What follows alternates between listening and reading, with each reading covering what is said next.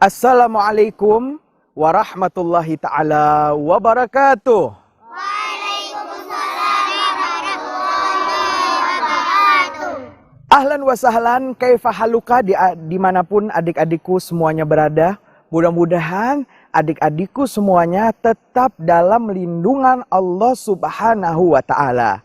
Nah, adik-adikku, ketemu lagi nih pada perjumpaan kali ini. Tentunya bersama Kak Fauzan di Teladan Anak Soleh.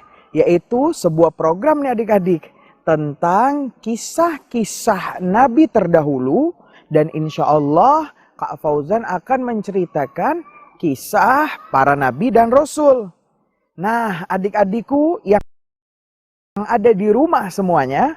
Pada kali ini Kak Fauzan tentunya ditemani oleh putra dan putri dari SD IKU Al-Bahjah. Nah, adik-adikku yang dari Al-Bahjah nih semuanya sudah siap belum mendengar kisah yang akan Kak Fauzan kisahkan pada hari ini? Siap belum? Ya. Nah, adik-adikku, Kak Fauzan pada pertemuan yang lalu telah menceritakan kisah tentara bergajah yang akhirnya diserang dan dihabiskan oleh Allah Subhanahu wa ta'ala oleh tentara burung ababil. Dan Kak Fauzan juga sudah menceritakan ya adik-adik tentang mimpi Abdul Muthalib dan bagaimana bingungnya beliau untuk memilih salah satu anak beliau untuk dikorbankan untuk Allah Subhanahu wa ta'ala. Dan pada pertemuan kali ini nih Kak Fauzan akan menceritakan tentang kisah kelahiran Rasulullah Shallallahu Alaihi Wasallam. Kisah pun bermula nih adik-adik daripada ibunda Nabi Muhammad bernama Siti Aminah. Beliau Siti Aminah ketika mengandung Nabi Muhammad tidak mengalami berat. Beliau merasa enteng dan ringan dengan badannya. Begitupun Habib Ali bin Muhammad Al-Habsyi dalam kitabnya Sibtud Durar. Beliau mengatakan, fahamalathu biri'ayatillahi kama warada anha hamlan khafifa la tajidu lahu thiqala. Saat itu Siti Aminah dijaga oleh Allah Subhanahu wa ta'ala. Dan sebagaimana yang diriwayatkan, Siti Aminah mengandung tidak dalam keadaan berat dan tidak merasa sakit ataupun mules nih adik-adik. Siti Aminah berlaku seperti wanita sehat biasanya dan tidak merasa berat atas kehamilannya. Wala tashku minhu alama wala ilala. Nah, adik-adikku, pada saat itu ketika kakek Rasulullah yang bernama Abdul Muthalib tahu bahwasanya menantunya ingin melahirkan, maka kakek Nabi tadi memanggil seorang bidan nih adik-adik. Ya, bidan yang saat itu bernama Syafa. Syafa pun dipanggil dan diundang ke rumah Abdul Muthalib untuk menjadi baginda Rasulullah, untuk menjadi bidan Rasulullah Sallallahu Alaihi Wasallam. Saat itu nih adik-adik, dikatakan bahwasanya ketika Syafa masuk ke dalam ruangan bersalin, Syafa pun dipingsankan oleh Allah Subhanahu wa ta'ala. Bayangkan nih adik-adik, Siti Aminah ingin melahirkan, tetapi bidannya yang akan menolongnya pun pingsan. Tetapi pingsannya Syafa ada tujuan dan hikmah dari Allah Subhanahu wa ta'ala. Akhirnya Allah menurunkan dari sorga pemimpin dari sorga untuk langsung menjadi bidan baginda Nabi Muhammad Sallallahu Alaihi Wasallam. Maka turunlah 400 bidadari, yaitu yang pertama adalah Siti Asiyah atau yang kita kenal dengan istri Fir'aun laknatullah. Siti Asiyah beriman kepada Allah Subhanahu wa ta'ala dan menjadi pemimpin pemimpin bidadari di sorga. Yang kedua turunnya adik-adik adalah Siti Masyitoh. Tahu Siti Masyitoh? Siti Masyitoh adalah tukang sisir putri Raja Fir'aun yang beriman kepada Nabi Musa. Dan Allah selamatkan Siti Masyitoh dan keluarganya. Dan Siti Masyitoh pun turun di malam kelahiran baginda Nabi. Setelah itu yang ketiga nih adik-adik yang turun adalah Siti Sarah. Yaitu istri pertamanya daripada Nabi Ibrahim alaihissalam. Dan yang keempat turun dari Ratu Bidadari adalah Siti Maryam. Siapa Siti Maryam? Adalah ibunda Nabi Isa alaihis salam. Maka 4 ratu bidadari ini langsung menjadi bidan baginda Nabi Muhammad sallallahu alaihi wasallam. Maka dikatakan dalam maulid bahwasanya faulida sallallahu alaihi wasallam sajidan syakiran ka'annahul badru fi tamamih. Maka saat itu Rasulullah dilahirkan ke dunia ini, ke bumi ini dalam keadaan sajidan, sujud kepada Allah Subhanahu wa taala, syakiran, seraya bersyukur kepada Allah Subhanahu wa taala, ka'annahul badru fi tamami.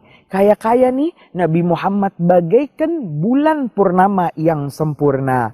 Maka saat itu Rasulullah dilahirkan pada tanggal 12 Rabiul Awal, ya, pada hari Senin dan pada tahun gajah. Nah, adik-adikku, kalau mau tahu tentang kelanjutan bagaimana kisah perjalanan kelahiran Rasulullah SAW, tetap bersama Kak Fauzan ya adik-adik, tentunya di Teladan Anak Soleh. Aku bangga jadi anak soleh. Sallu ala Nabi Muhammad. Sallallahu.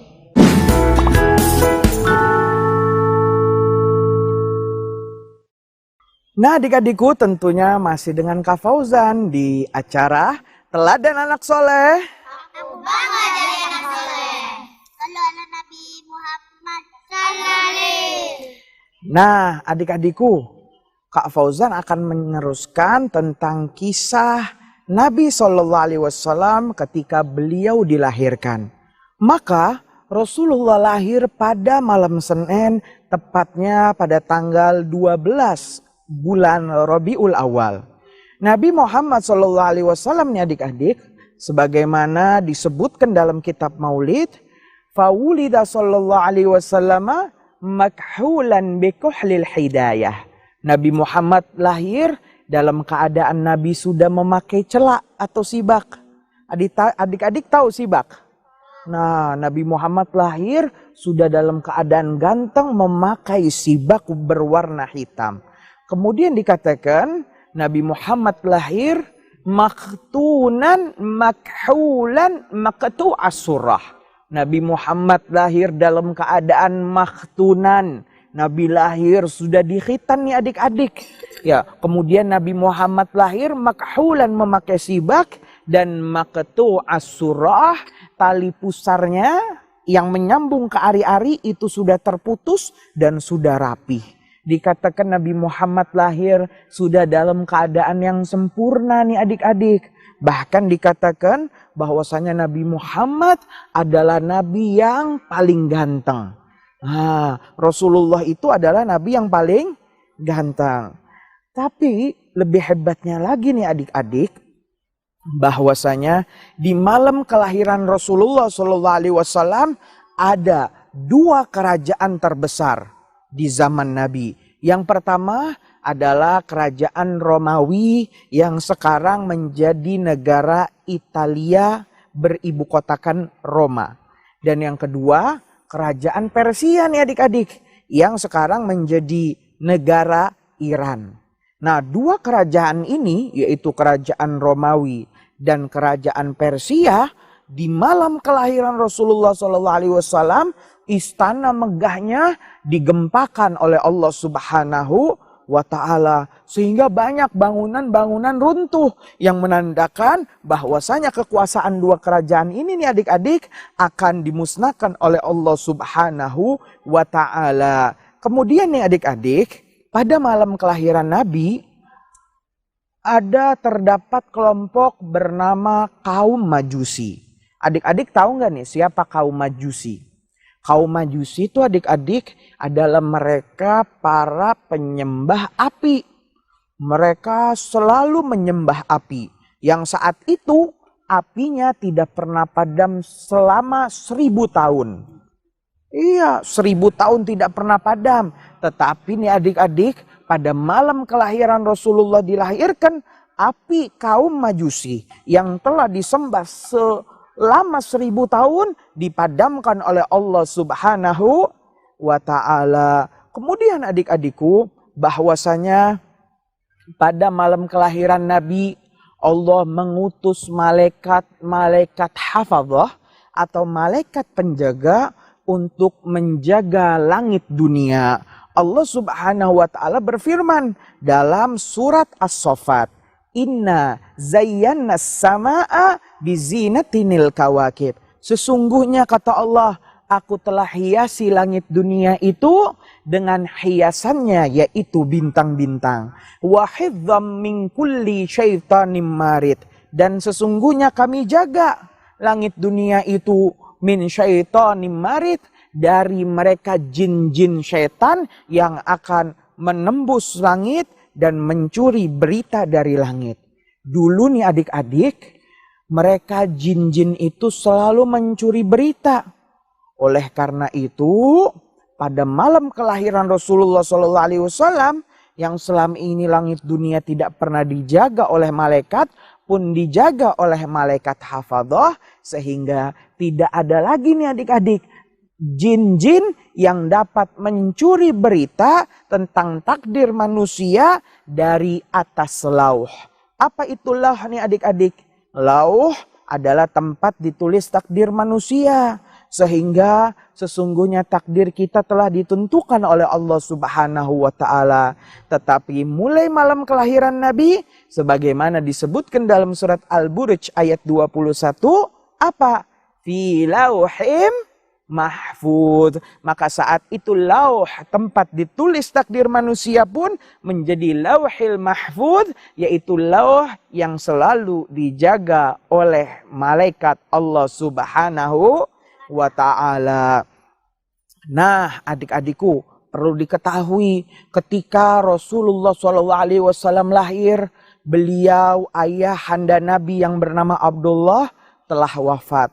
Karena beliau diselamatkan oleh Allah Subhanahu wa Ta'ala dari penyembelihan, tetapi setelah di malam itu berpindahlah nur cahaya Nabi Muhammad ke tulang, ke rahimnya Aminah, ibunda Nabi, maka saat itu Abdullah pun diwafatkan oleh Allah Subhanahu wa Ta'ala. Sehingga nih adik-adik, Nabi kita Muhammad lahir dalam keadaan yatim. Adik-adik tahu nih anak yatim. Anak yatim adalah anak yang sudah tidak memiliki seorang ayah lagi yang usianya di bawah 15 tahun. Nah, adik-adik, itulah kisah tentang kelahiran Rasulullah SAW. Nah, bagaimana kisah kehidupan Rasulullah SAW selanjutnya?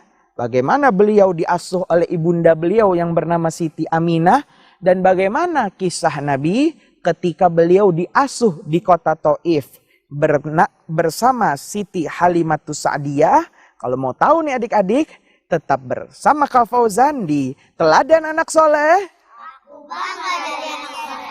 Sallu ala Nabi Muhammad sallallahu.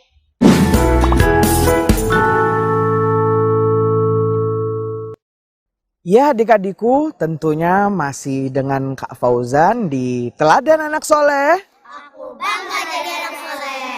Sallu ala Nabi Muhammad sallallahu. Nah adik-adikku, kisah pun sekarang beralih ke suatu daerah di dataran tinggi kota Mekah, yang daerah ini nih adik-adik bernama kota Taif. Alkisah nih adik-adik, hiduplah di kota Taif seorang wanita bernama Halimatus Sa'diyah. Saat itu nih adik-adik, Halimatus Sa'diyah hidup bersama suaminya dalam keadaan miskin dan tidak mempunyai makanan sedikit pun. Karena taman-taman yang ada di sekitar rumah Siti Halimah kering. Karena itulah domba-domba yang biasa diasuh oleh dan digembalakan oleh Halimah menjadi kurus. Sehingga tidak mengeluarkan air susu kambing sedikit pun. Dalam kehidupannya yang sangat sederhana dan tidak mampu, tiba saja nih adik-adik, Siti Halimah melihat bahwasanya tetangga-tetangganya Siti Halimah ini, mereka semuanya sedang bersiap-siap mempersiapkan kendaraan onta mereka. Mereka membawa kendi yang ditaruh di atas onta. Mereka mempersiapkan ontanya. Ketika Halimah bertanya, seraya penasaran, beliau bertanya, "Wahai tetanggaku, mau kemana kalian ingin pergi?" "Wahai Halimah, ketahuilah," kata tetangganya, "kami semua wanita Taif ingin mengunjungi dataran rendah kota Mekah. Karena sesungguhnya kami ingin mencari bayi-bayi yang bisa kami bawa ke kota Taif sehingga kami asuh di kota kami ini." Dan begitulah adik-adik, pekerjaan wanita-wanita Taif, mereka semua biasa mengambil anak-anak bayi dari luar kota dan mengasuhnya serta disusui hingga anak bayi tadi berusia balita. Dan itulah kebiasaan orang Mekah nih adik-adik. Mereka selalu memperhatikan anak mereka untuk selalu diasuh oleh warga Taif. Karena kota Taif udaranya sejuk, dingin. Bahasa yang ada di kota Taif, bahasa Arabnya terjaga daripada percampuran bahasa-bahasa negara lain. Bahasa kota Taif masih sempurna. Untuk itulah banyak orang tua Mekah yang menjadikan asuhan anaknya untuk diasuh oleh mulai berjalan menuju ke kota Taif dengan kendaraan onta mereka masing-masing. Maka saat itu pikir dan berkeinginan serta berkata kepada suaminya, "Wahai suamiku, bagaimana jika kita ikut tetangga-tetangga kita ke Mekah untuk mencari bayi sehingga kita mendapatkan upah dari asuhan bayi tersebut." Maka disetujui oleh suami Siti Halimah sehingga nih adik-adik, Halimah pun mempersiapkan onta tuanya. Adik-adik tahu nggak? Onta Halimah ini udah tua, udah renta, sehingga lesu di dalam berjalan. Tidak mampu karena usianya yang sangat tua. Tetapi begitulah Halimah tetap menaiki onta tersebut dan menuju perjalanan ke kota Mekah. Nah adik-adik, kira-kira Siti Halimah ini berhasil nggak ya membawa seorang bayi untuk diasuh di kota Taif? Nah sampai sini dulu kisahnya. Habib mau bertanya, adakah dari adik-adik semuanya yang ingin bertanya? Siapa yang ingin bertanya? Baik, silakan yang di depan dulu untuk bertanya. Kak Fauzan, siapa sih nama suami Halimah? Nah, jadi siapakah nama suami daripada Halimatus Sa'diyah? Suami Halimatus Sa'diyah, ibu susuan Nabi, bernama Abu Kabsyah. Hanya julukan. Mengapa Abu Kabsyah dijuluki Abu Kabsyah? Karena Abu artinya bapak nih. Dan Kabsyah artinya adalah kambing. Jadi suaminya Halimah namanya adanya kambing. Dan begitulah julukan yang berlaku di kota Taif. Mengapa dijuluki bapak kambing? Karena Abu Kabsyah selalu mengembala kambing-kambingnya kemanapun ia berada. Baik, pertanyaan selanjutnya ada lagi. Siapa yang mau bertanya? Oke, silakan dari wanita untuk bertanya. Kak Fauzan, kenapa sih kaum Majusi menyembah api? Nah, adik-adikku, mengapa kaum Majusi mereka semua menyembah api? Karena mereka telah disesatkan oleh Allah Subhanahu wa Ta'ala. Dan di dunia ini tidak hanya seperti kaum yang menyembah api, tapi banyak agama lain yang juga menyembah benda-benda lainnya. Seperti agama di luar Islam yang mereka menyembah berhala dan menyembah patung-patung. Bahkan ya adik-adik, sekarang ada loh orang yang menyembah matahari. Nah adik-adikku, kesimpulannya adalah di kisah hari ini bahwasanya Rasulullah SAW dilahirkan dalam keadaan yang begitu agungnya pada malam 12 Rabiul Awal di tahun gajah dan malam Senin. Dengan Rasulullah sepatutnya kita sebagai umat Islam, umat Habibina Muhammad, kita semuanya menjadi orang yang bersyukur kepada Allah Subhanahu wa Ta'ala karena kita dijadikan umat Rasulullah SAW. Mudah-mudahan kita semuanya mendapatkan syafaat dari Habibina Muhammad sallallahu alaihi wasallam. Nah, adik-adikku, tak terasa nih sudah 30 menit Kak Fauzan menemani semua. Untuk itu Kak Fauzan mohon pamit dari hadapan adik-adik semuanya. Dan adik-adikku, insya Allah kita ketemu lagi pada jam dan acara yang sama. Tentunya masih dengan Kak An di Teladan Anak Soleh. Aku bangga jadi